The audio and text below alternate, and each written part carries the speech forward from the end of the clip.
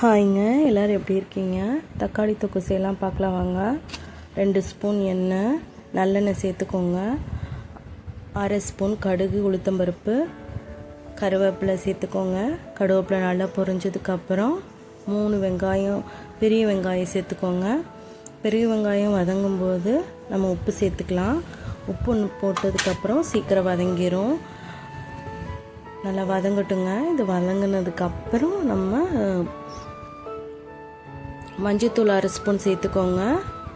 மஞ்சத்தூள் 1/2 ஸ்பூன் சேர்த்ததுக்கப்புறம் நல்லா வதங்கட்டுங்க. வதங்கினதுக்கப்புறம் நம்ம 2 தக்காளி கூட ஆச்சி குழம்பு மசாலா 2 ஸ்பூன், 1/2 ஸ்பூன் வத்தல் பொடி சேர்த்துக்கோங்க. நம்ம மிக்ஸ் பண்ணி நல்லா வதக்கலாங்க. வதங்கினதுக்கப்புறம் பார்த்திங்கன்னா டேஸ்டான தக்காளி தொக்கு ரெடி. சாப்பிட்டு கமெண்ட் பண்ணுங்கள், ஷேர் பண்ணுங்கள், சப்ஸ்கிரைப் பண்ணுங்கள். தேங்க்யூ.